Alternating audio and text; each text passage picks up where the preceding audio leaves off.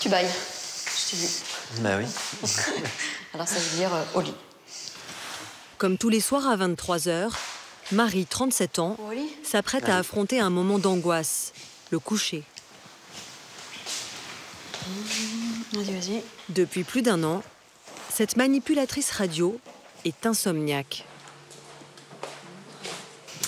Je vous montre mon lieu de torture. J'ai la chance d'avoir une couette haut de gamme, avec un oreiller qui est tout ce qu'il y a de plus moelleux, confortable pour les cervicales. J'ai un matelas qui est hyper moelleux. On a l'impression, ouais, voilà, d'être dans un cocon. Donc tout confort. Donc ça, pour le coup, je suis bien dans mon lit. C'est pour ça que le moment où je me mets au lit, c'est un moment qui est très agréable. Le moment où je me mets dans mon lit.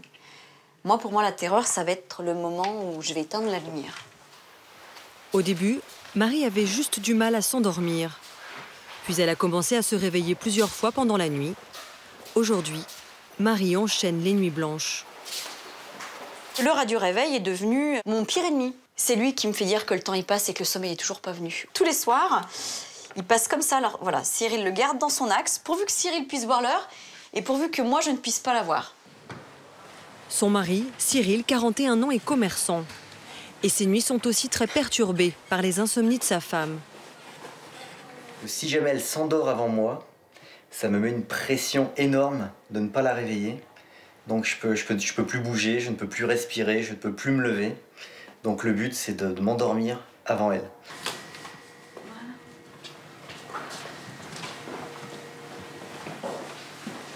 Je vous dis bonne nuit. À demain.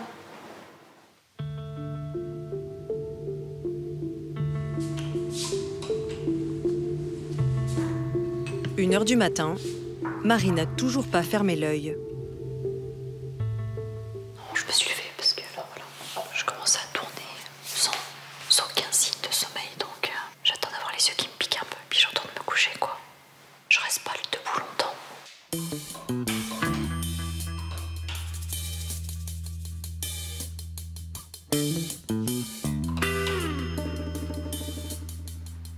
Bientôt 3 h. Marie ne dort toujours pas. C'est là où je commence à me mettre à ruminer et à me dire, mais voilà, pourquoi tu dors pas là? Voilà, t'arrives à 48 heures sans sommeil. C'est là où ça rentre cet agacement envers moi-même, en fait. Envers mon esprit, envers mon cerveau, quoi. En me disant, mais c'est pas possible, quoi. Tu vas pas bien, tu vas pas bien. Tiens, mais dors, bon sang, bonsoir, quoi. Dors, c'est le moment. Ma prochaine option de sommeil, moi, ça va être... là, il est à 3 h du matin. Ça va être aujourd'hui, dans, on va dire 23 h, dans 20 h. À 4 h 30, Marie se lève une dernière fois. Cette nuit-là, l'insomnie sera totale.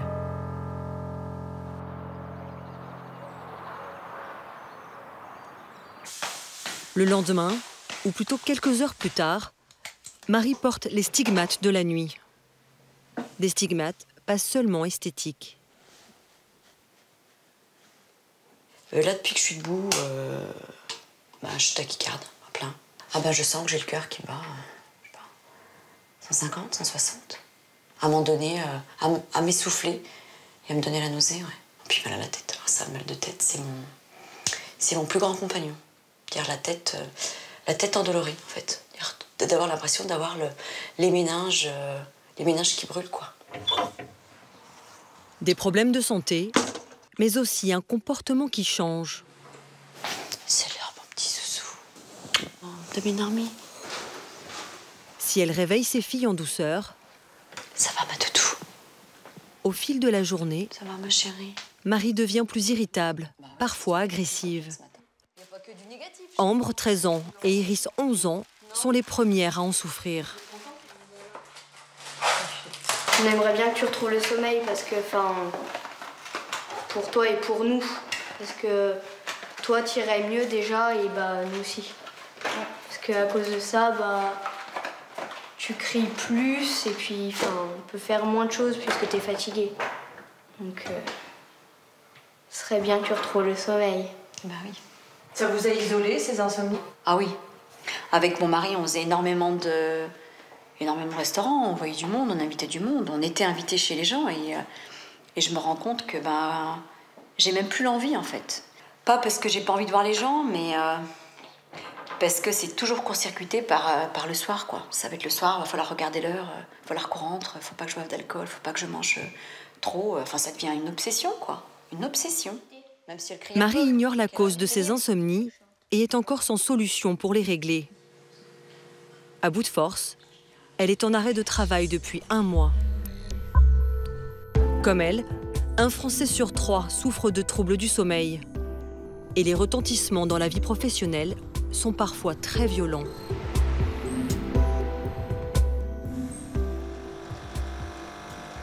Bruno, 42 ans, dort à peine 3 heures par nuit. Et cela dure depuis 3 ans. Il était technicien dans une société informatique. C'est à cause de la fatigue qu'il a perdu son emploi. J'y arrivais plus, quoi. J'avais plus la concentration, donc je faisais beaucoup d'erreurs. Donc ça allait plus, mon travail n'était pas aussi efficace. J'ai perdu mon emploi suite à ça. Bon, j'étais en CDD, donc mes mots ne m'ont pas renouvelé. Ils voulaient me renouveler, mais en fin de compte, ils ne l'ont pas fait. J'ai cherché un peu des petits boulots, mais je tenais pas le rythme. Hein. C'est-à-dire Je faisais des boulots de manutention, des petites choses comme ça. Je pouvais pas tenir la cadence. C'était pas possible, j'y arrivais pas.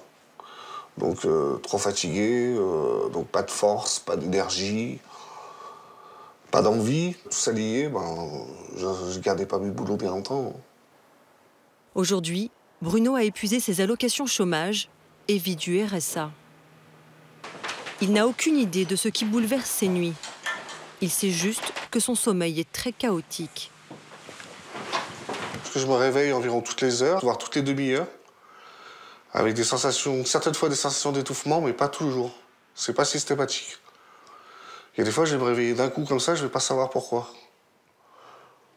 Et je vais me rendormir et une demi-heure, 3/4 d'heure après, je me réveille. Pour comprendre, il va passer une nuit sous surveillance pour réaliser un enregistrement de son sommeil.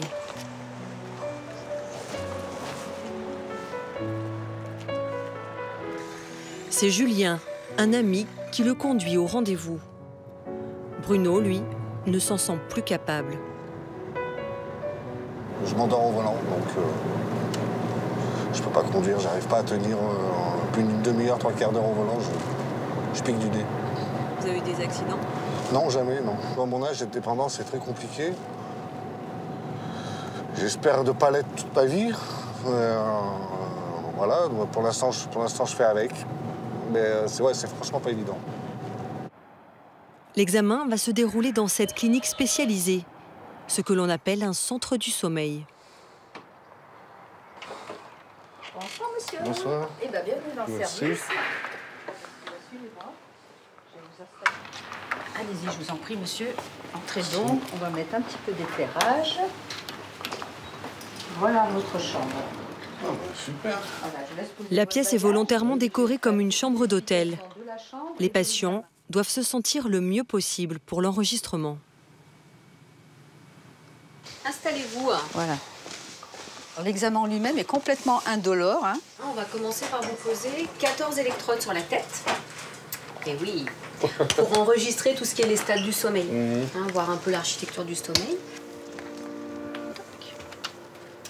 Voilà, détendez-vous, forcez pas le front. Voilà.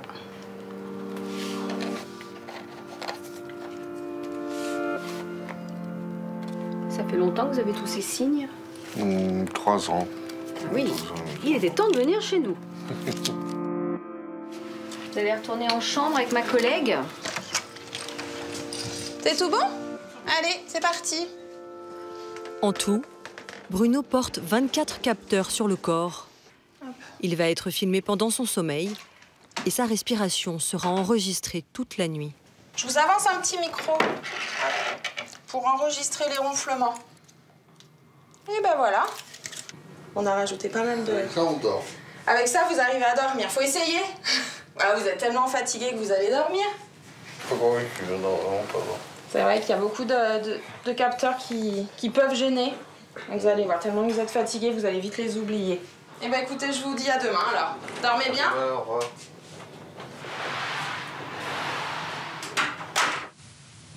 Bruno s'endort Et comme chaque nuit, il se met à ronfler très bruyamment.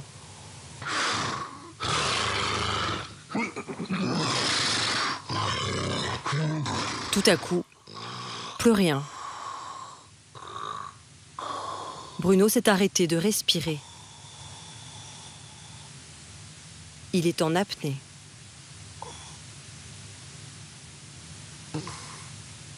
Cela va durer ainsi 26 secondes avant qu'il ne reprenne sa respiration dans la douleur.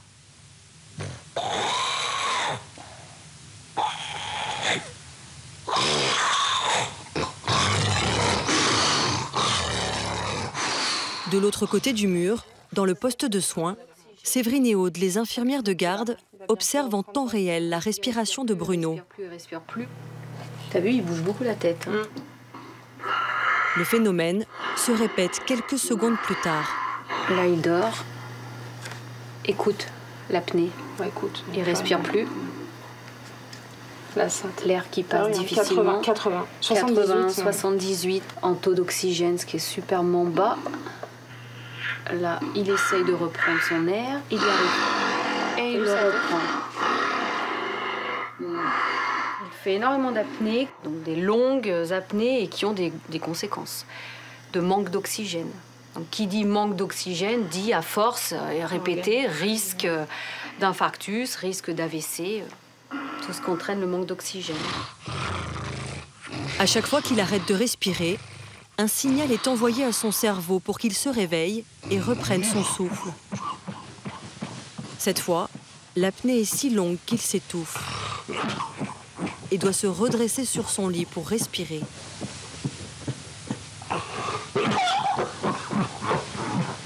Mais le plus souvent, Bruno n'a même pas conscience de ses réveils.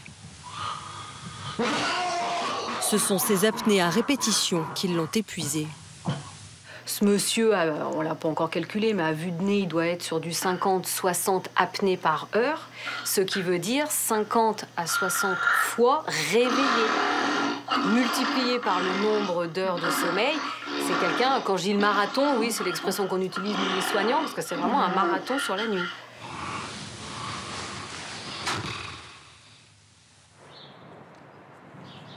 Deux jours après son test, Bruno est reçu à la clinique par le docteur Nicolas Juenet, un psychiatre spécialisé dans les troubles du sommeil. Comment allez-vous? Ça va. Ça va? Ouais, ça va, oui. Je vous laisse rentrer dans le bureau, on va en parler un peu plus, justement. Donc ça, c'est le rapport en fait de l'enregistrement qu'on a fait. La ligne d'en haut correspond à la ligne d'éveil. J'ai jamais plus de 5-10 minutes de sommeil d'affilée. Vous avez 79 fois par heure eu une interruption de la respiration. Je m'attendais pas à autant d'apnée. Je me disais que j'en faisais, mais pas autant. C'est dès que je dors. Le diagnostic est confirmé. Bruno souffre d'une forme sévère d'apnée du sommeil. Plus de 3 millions de Français en seraient atteints. Souvent, c'est une combinaison de choses, dont des choses qu'on ne maîtrise pas. C'est-à-dire le diamètre aussi des voies au départ, le relâchement musculaire pendant la nuit qui va dépendre aussi des gens. Chez certaines personnes, les apnées vont vraiment être liées au surpoids.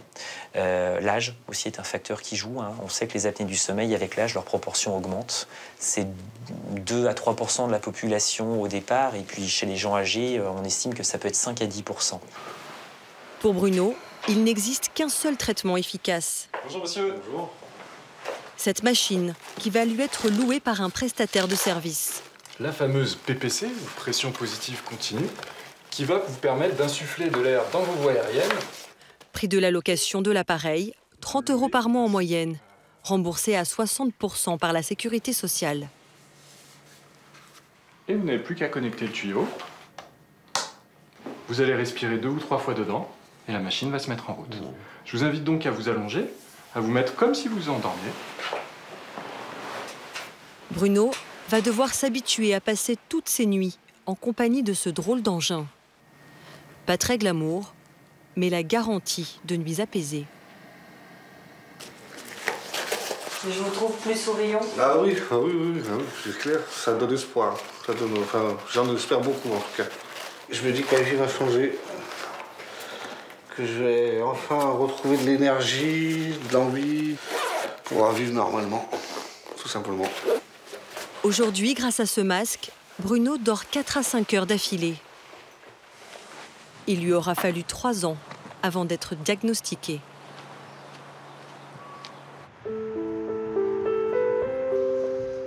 Guenièvre, elle, a mis 6 ans pour trouver le mal dont elle souffrait.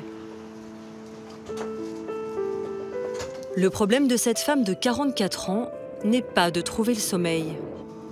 Ce serait même plutôt le contraire.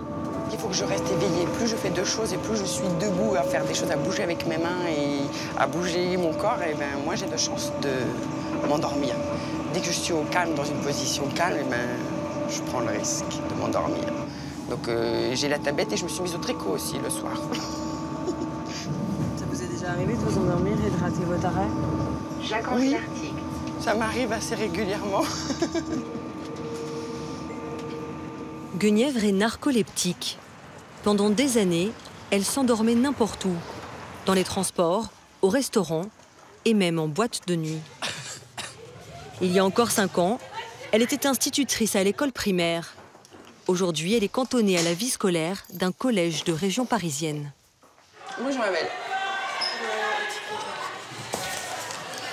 8 à 9, 8 à 9, 8 à 9, 8 à 9, 8 à 9, 8 à 9, 8 à 9, 8 à 9. Je t'avais dit la prochaine fois, c'était hors de colle, ma grande. C'est pas sérieux. L'éducation nationale l'a écartée des classes car sa narcolepsie est associée à des crises de cataplexie. Bonjour, Roxane. Lorsque Guenièvre ressent une émotion, bonne ou mauvaise, cela entraîne une chute brutale de son tonus musculaire. Elle perd alors l'usage de ses jambes pendant quelques secondes. Une fois, j'ai descendu ma classe en récréation et c'était un escalier en carrelage et il y a une petite fille qui est tombée. Donc j'ai eu une émotion, j'ai voulu la rattraper, j'ai réussi à la rattraper, mais je suis tombée moi-même. Et c'est là en fait que je me suis rendu compte que oui, je peux être un danger à l'extérieur de ma classe, quand je suis dans les escaliers, quand je suis dans la rue. Si jamais j'ai un enfant qui traverse n'importe comment pour une raison X ou Y, je vais avoir une émotion, je vais avoir peur et je suis pas sûre de pouvoir réagir correctement. La narcolepsie se déclenche le plus souvent à l'adolescence ou suite à un choc émotionnel. Pour Guenièvre, c'était à la naissance de son fils. Elle avait tout juste 30 ans. Depuis, son sommeil est devenu totalement anarchique. Son cerveau lui donne l'ordre de s'endormir, puis de se réveiller tous les 3 quarts d'heure, de jour comme de nuit. Seul moyen pour l'aider à réguler son sommeil, prendre des médicaments très puissants. Les cachets, c'est pour que je puisse rester éveillée toute la journée, sans fatigue, en ayant toujours le cerveau qui fonctionne. Et donc le médecin m'avait expliqué que c'est ce qu'on donnait aux soldats quand ils devaient partir en guerre pendant 3 jours, ils ne pouvaient pas dormir. Il faut quand même qu'ils puissent réfléchir normalement.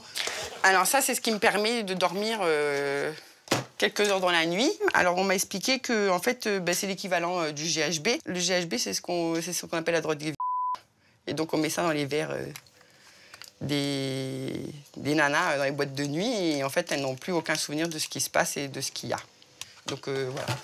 Un traitement qu'elle doit prendre scrupuleusement si elle veut éviter un autre symptôme de la narcolepsie. J'ai des hallucinations auditives ou visuelles et il m'arrive de faire tout et n'importe quoi.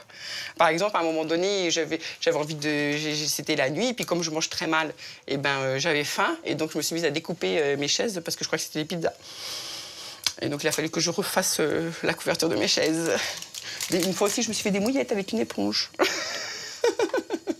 Donc c'est vrai que j'en rigole, les gens me disent que c'est dangereux, mais moi j'en rigole. Une fois par mois, Guenièvre a rendez-vous à l'hôpital pour renouveler son traitement. Pour s'y rendre, elle doit affronter 30 minutes de bus sans s'endormir. Plus je suis dans une situation où je suis au chaud, je suis assise, je suis au calme, mais je n'ai rien à faire, et plus je prends le risque de m'endormir. Et quand vous vous endormez, que je suis censée vous réveiller, qu'est-ce que je dois faire? Il ne faut pas me laisser dormir parce que je ne suis pas fatiguée. C'est simplement, ça s'est éteint et donc je ne m'endors pas parce que je suis fatiguée. Donc oui, il ne faut pas me laisser dormir. La veille, elle a dormi 6 heures, ce qui pour elle est une nuit correcte. Pourtant, elle va s'endormir en moins de 5 minutes.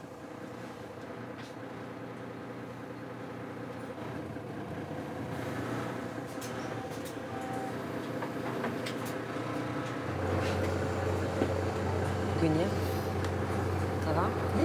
Vous êtes endormie? Un petit peu, mais je me suis réveillée. Je vous réveille, vous m'aviez demandé? Oui. On arrive à Clamart? Pas encore. Quelques minutes plus tard, elle sombre de nouveau.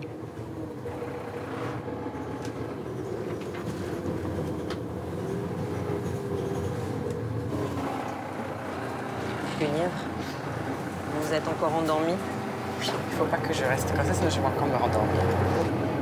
Une fois dans le métro, je me suis endormie, je suis tombée de mon siège et j'ai pas senti que je tombais. Et donc là, les gens, ils me regardaient tous avec des yeux du genre, qu'est-ce que c'est que cette folle? Et le regard des autres, dans ces cas-là, comment vous le vivez? Mal. J'étais pas à l'aise. J'ai l'impression d'être une bête de foire, quoi.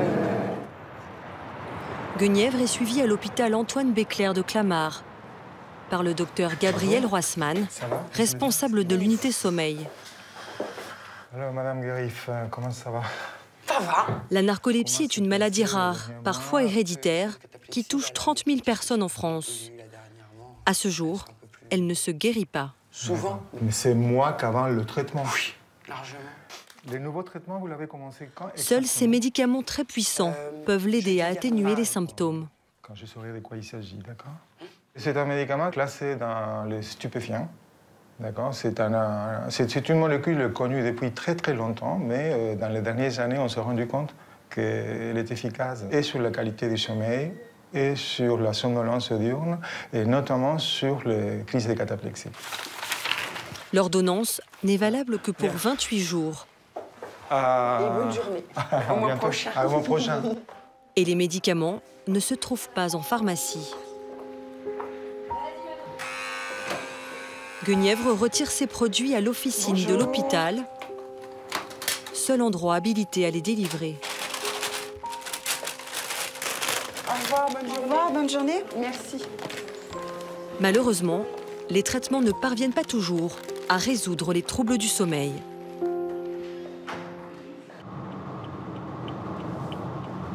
Acupuncture, sophrologie, somnifère, Marie l'insomniaque a tout essayé.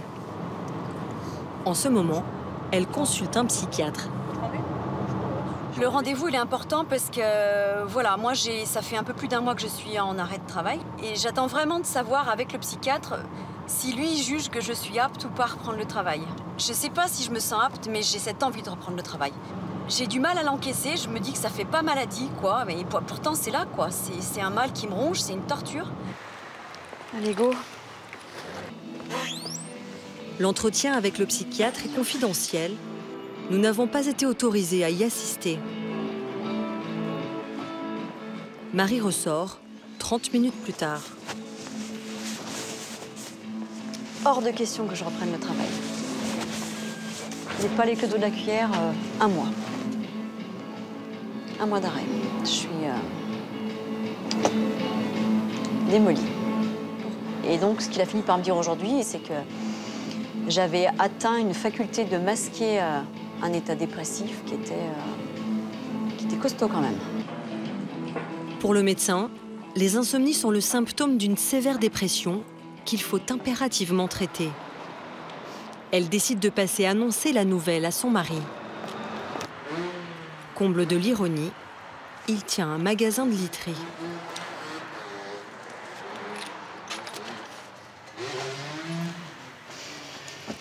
Ça va? Je ne vais plus t'appeler avant. Et alors, qu'est-ce qu'il t'a dit? Il m'aurait arrêté pour 3 semaines. Non mais t'es réarrêté alors. Ah ouais, non mais là... il veut qu'on se lance sur un antidépresseur. Et toi, psychologiquement, de prendre des antidépresseurs, alors Ah bah ça me déprime. Faut le dire très clairement. Hein. Pendant les premiers jours de traitement, ça va être rock'n'roll, hein, l'ennemi. Hein. Donc il va falloir que tu te Pire que maintenant. Cyril tente de dédramatiser. Mais l'angoisse face à la détresse de sa femme est bien réelle. Il n'a pas donné de conseils non, pour l'entourage, non? T'accrocher. Rester spectateur, alors? Mais de continuer à faire ce que tu faisais, à m'aider moralement comme tu le fais et être super comme tu le fais. Comme je lui dis, si t'avais pas été là, moi je sais pas où j'en serais. C'est un sentiment d'impuissance, c'est exactement ça. Un sentiment d'impuissance qui vous rend malheureux. La nuit, elle se réveille, elle vous parle de suicide. C'est des termes qui sont forts. Alors vous allez au travail avec une boule au ventre, en ayant peur de rentrer chez vous le soir et de trouver votre femme pendue après une corde. C'est très dur. Des angoisses, moi d'ailleurs j'en fais des crises d'angoisse. Donc ça a un impact finalement sur toute la famille. Je me sens mieux. Marie affirme que ce ne sont que des mots, lancés au cœur de la nuit, au plus fort de son désespoir. Depuis notre tournage, Marie est toujours dans l'impasse. Le mois d'arrêt est écoulé et les antidépresseurs ne l'ont pas aidée à renouer avec le sommeil.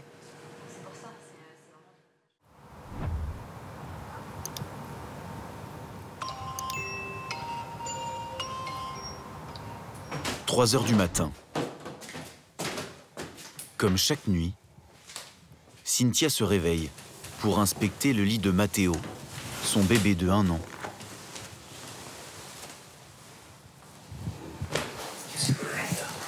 J'enlève les punaises dans le lit de mon fils.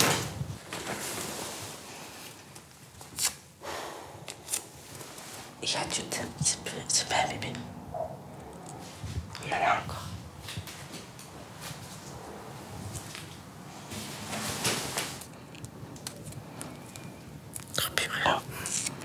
Donc on va mettre dans la chambre de ma fille. Ils sont tous travestis.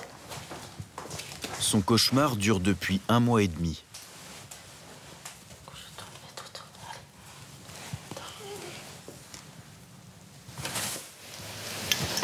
Et ça, ces taches noires, j'en ai dans tous les draps.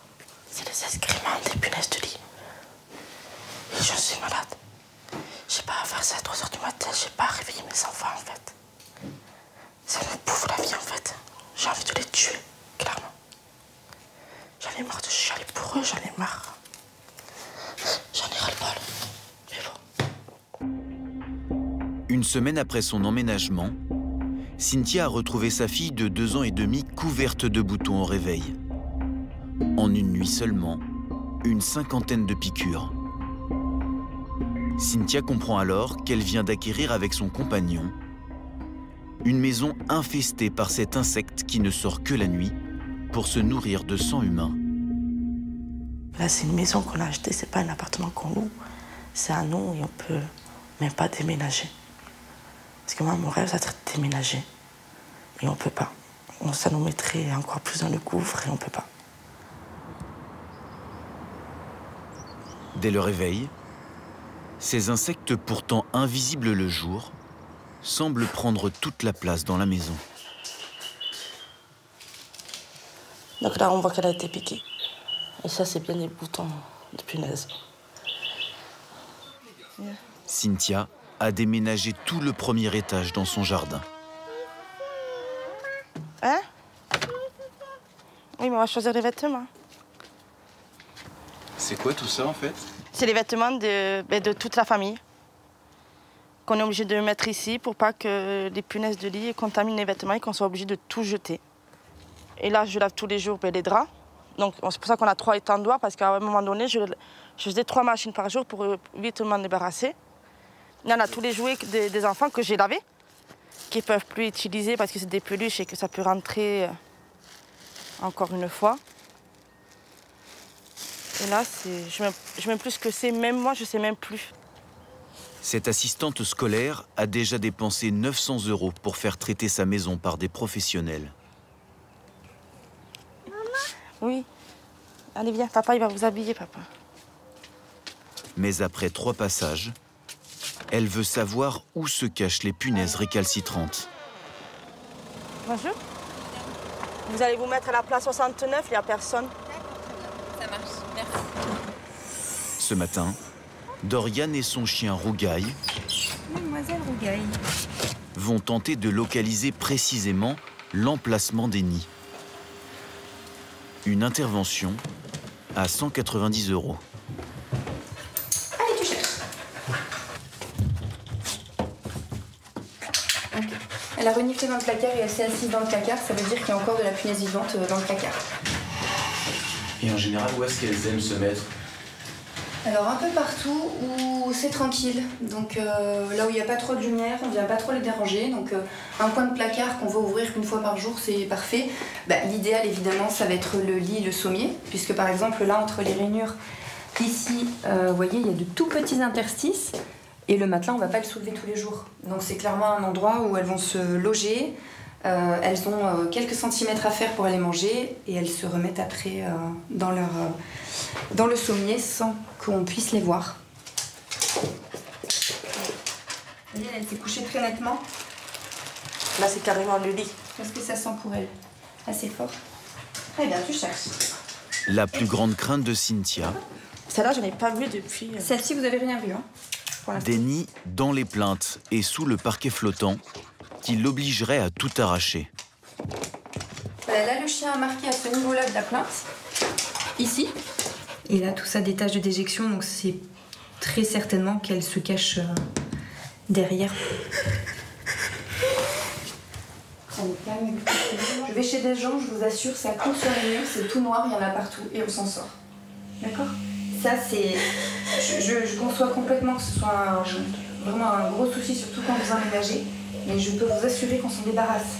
On a tout ce qu'il faut, on a les produits nécessaires, on a les machines à vapeur, on a des stratégies spécifiques et on les enlève. Hein. On laisse pas les gens dormir là-dedans pendant 6 mois. D'accord?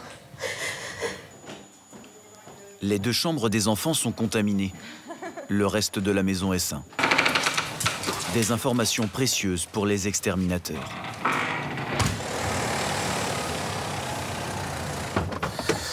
Florent est désinsectiseur. Il exterminera cafards, puces, frelons et punaises avec son associé Damien. Tu veux faire la dose maintenant ou après? Ce 4e passage, chez Cynthia, est inclus dans leur forfait. 900 € pour une éradication totale. C'est fréquent d'avoir à passer 4 fois comme ça en une seule nuit. Oui. On a des fois que 2 passages, parce que ça on l'a pris très tôt. Soit on peut monter jusqu'à 6-7 passages pour une grosse infestation. Florent intervient en moyenne 1 fois par jour pour des problèmes de punaises. Hop, et la prise est là-bas. Depuis la création de sa société en 2012, les cas ont été multipliés par 10. Comment elle passe de maison en maison, en fait, ces punaises? Alors, la punaise n'est jamais transportée par l'homme en tant que telle. C'est-à-dire, elle ne va pas aller dans votre poche ou dans votre t-shirt. On va dire que 80% des fois, voire 90% des fois, ça va être transport par les affaires. Donc, lit, matelas, les affaires d'occasion. Il y en a de plus en plus, on est de plus en plus appelés, c'est de plus en plus de grosses infestations. Pourquoi, vous savez? Parce qu'on bouge de plus en plus, on voyage de plus en plus. Et du coup, il y a de plus en plus de Airbnb qui sont arrivés. Enfin, on partage beaucoup. Mais quand on partage le bon et le mauvais.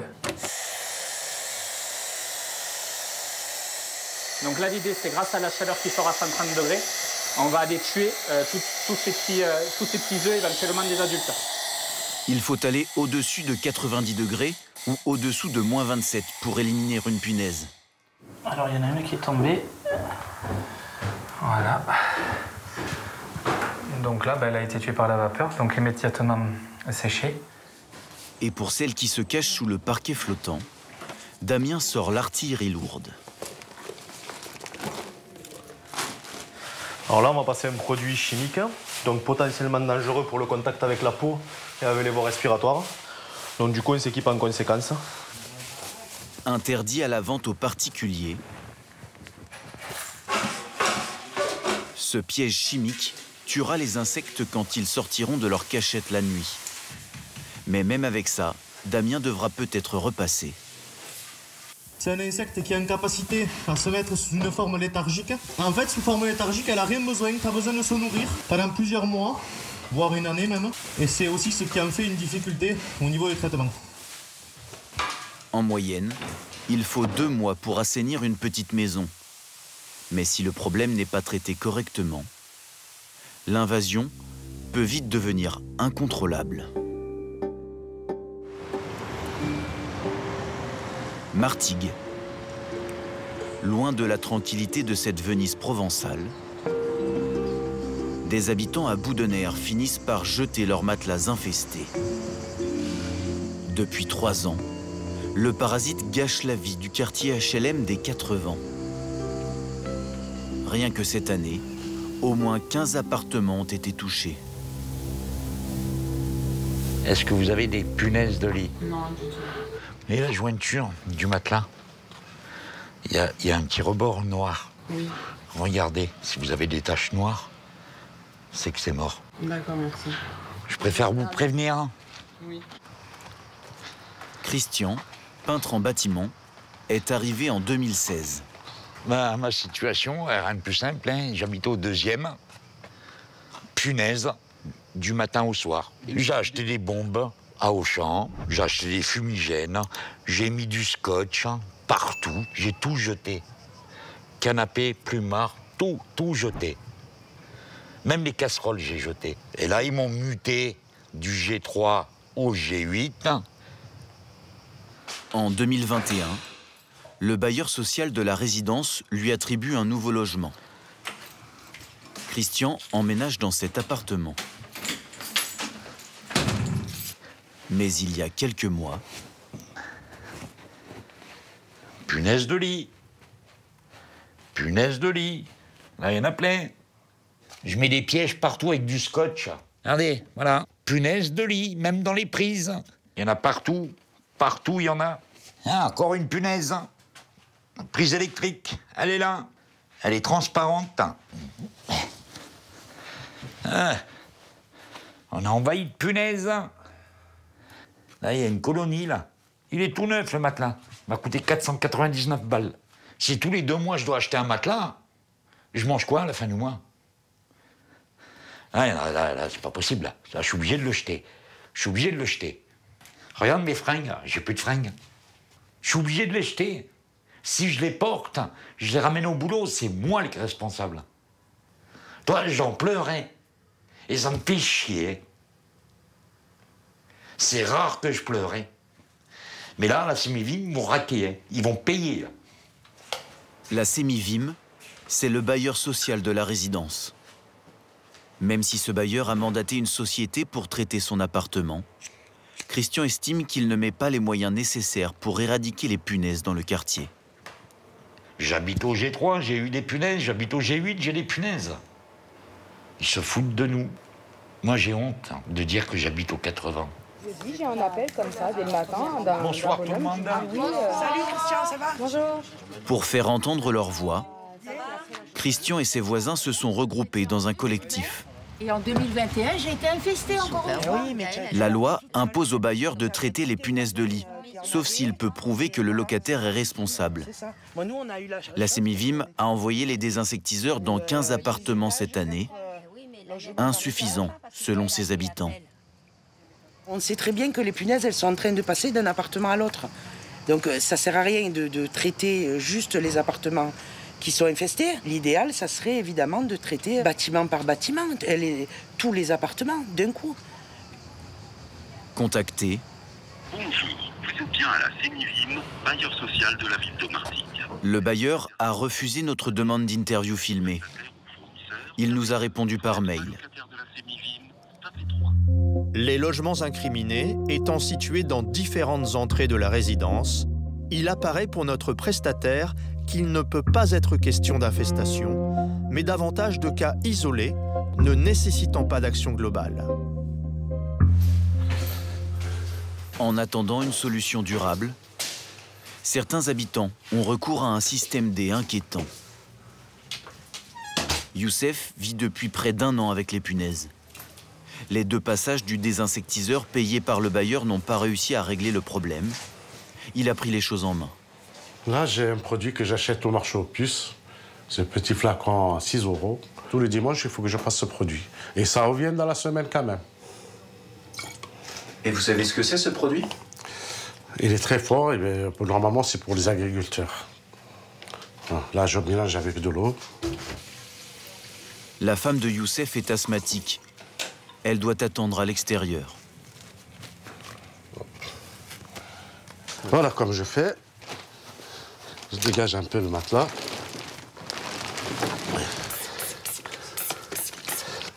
Ça sent très très fort. Je mets aussi derrière. Ça vous fait pas peur de mettre ce produit que vous connaissez pas trop vous-même toutes les semaines? Mais j'ai pas le choix. Hein. Je suis obligé de le mettre. Il n'y a que ça qui... Ça commence. Ça vous fait tousser? Eh oui. Et on rentre, on n'arrive plus à respirer.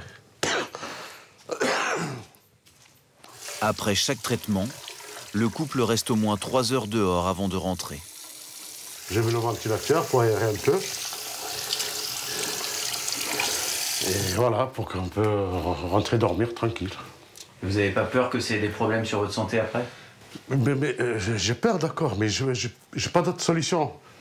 J'ai que ça qui me sauve. J'ai pas le choix. C'est mieux que je me faire bouffer par les punaises. Youssef et sa femme ont fait une demande au bailleur pour être relogés dans un nouvel appartement.